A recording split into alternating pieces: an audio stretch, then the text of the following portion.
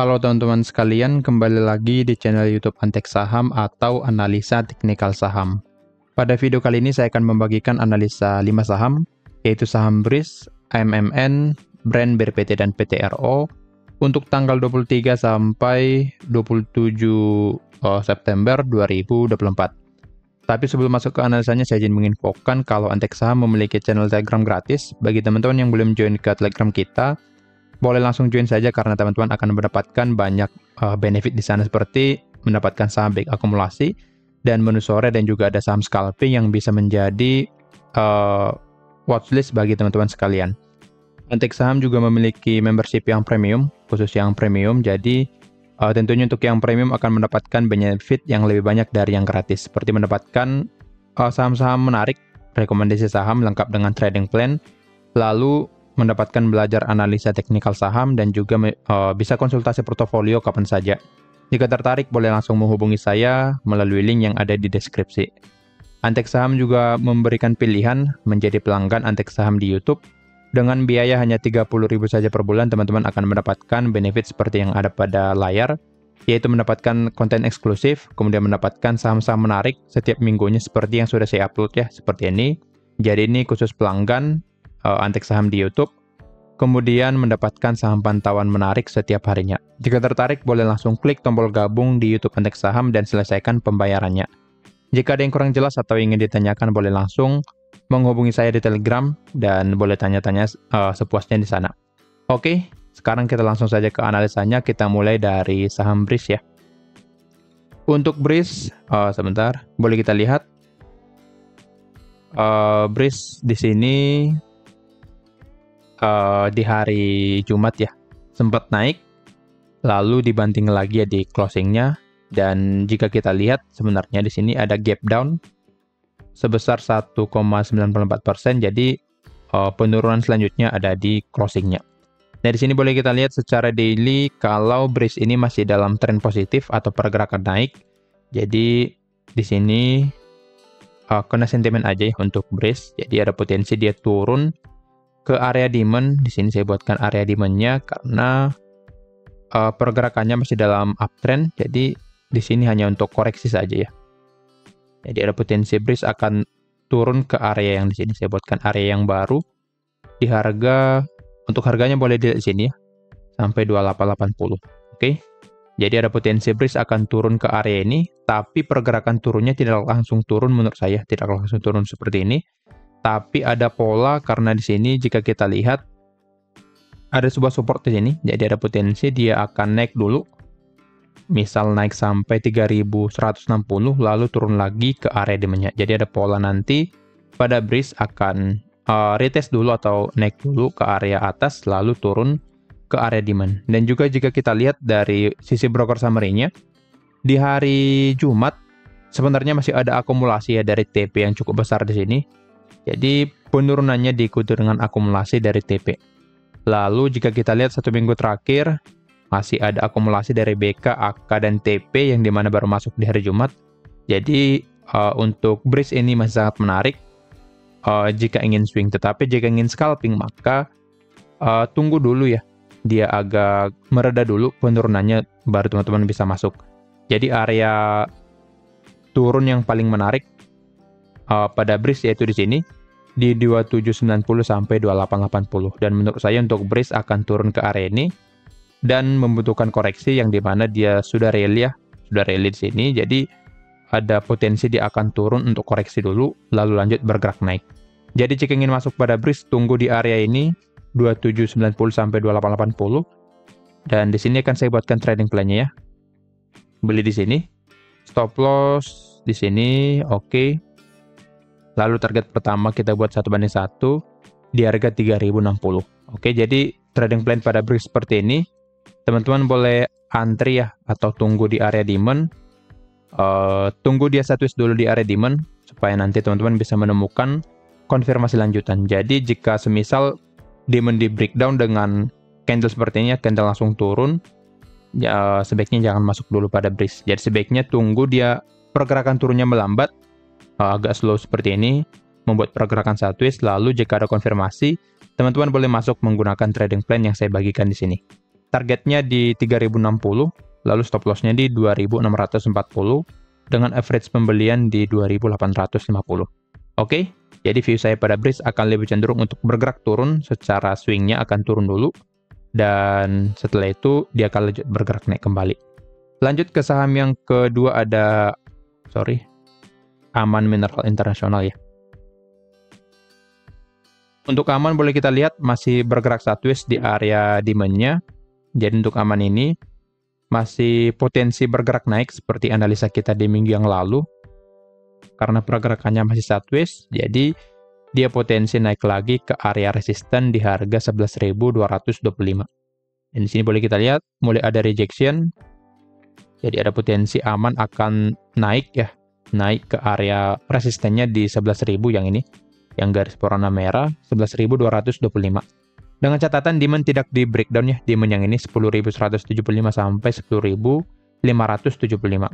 Jika kita cek dari broker summary-nya pada Aman, oke, terlihat 1 minggu terakhir ada small distribution dari CC. Boleh kita lihat di sini ya, CC buangan. Tapi menariknya di hari Jumat, di sini boleh kita lihat ada akumulasi dari BB. Walaupun memang tidak mengimbangi volume dari CC, tapi akumulasi dari BB dan broker asing yang lainnya lebih merata di sini. Jadi ada potensi Aman akan bergerak naik nanti di minggu depan. Yang penting teman-teman boleh pantau area demand di 10.175 sampai 10.575. Jika demand di breakdown dia akan turun ke area demand selanjutnya di 9.475 sampai 9.800. Tetapi jika belum di breakdown dia akan naik ke resisten atau minimal ke sini 11.225. Nah, maka dari itu pantau ya area demand-nya. Di sini pergerakannya mulai ada rejection. Jadi ada potensi pada Aman akan bergerak naik. Nah, jika kita tarik di sini sebuah trendline-nya sudah di breakout, jadi ada potensi atau dia lebih berpotensi untuk bergerak naik. Oke? Jadi pantau saja demand-nya pada saham Aman. Lanjut ke saham yang di sini belum saya bagikan trading plan-nya karena memang belum ada konfirmasi yang menarik, maka saya tidak membagikan trading plan pada saham Aman ini. Oke, kita lanjut ke saham yang ketiga yaitu Brand yang membuat kejutan ya di hari Jumat kemarin, yang dimana dia ARB karena tidak masuk atau keluar dari indeks FTSE ya, FTSE, yang menjadi sentimen negatif pada Brand. Dan juga di hari Jumat di offernya ya, diganjel 4 juta lot kalau nggak salah, atau 2 juta lot. Jadi memang di hari Senin nanti untuk Brand masih potensi melanjutkan penurunannya. Dan juga di sini sudah saya warning jika breakdown demand 11.275 sampai 11.575 dia akan lanjut bergerak turun, dan di sini juga sudah saya buatkan batas bawahnya. Oke? Dan memang penurunan di hari Jumat tidak bisa diantisipasi ya, kecuali memang teman-teman sudah riset terlebih dahulu kalau memang Brand ini tidak masuk ke indeksnya. Oke, dan di sini juga langsung turun, dan memang jika sudah ada posisi tidak sempat cut loss. Dan sini saya buatkan trading plan di minggu yang lalu dan memang sempat cut loss dulu ya di sini karena memang tidak langsung ARB. Jadi penurunannya di sini masih dalam batas normal. Jadi kita masih sempat cut loss di trading plan minggu yang lalu. Oke, jadi untuk Brand view saya untuk minggu depan masih akan lanjut bergerak turun karena seperti yang tadi, diganjel 4 juta lot dan juga sentimen negatif yang ada di hari Jumat.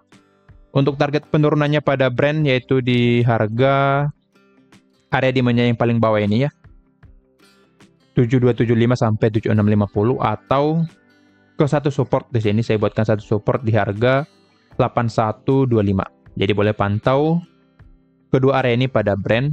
Jika kita hitung semisal ARB di hari Senin, maka dia akan turun ya pas lah di sini ya, di area demand-nya, atau lewat sedikit di hari Senin nanti. Jadi boleh pantau area demand ini karena memang area demand ini cukup kuat, yang dimana resisten become support. Jadi area demand ini cukup kuat pada Brand. Jadi view saya pada Brand di sini akan saya hapus dulu beberapa di sini ya, supaya lebih rapi. Jadi view saya pada Brand, dia akan lebih cenderung untuk bergerak turun karena alasan yang tadi. Kita cek juga ya sebentar lagi untuk broker summary-nya. Di sini sebentar.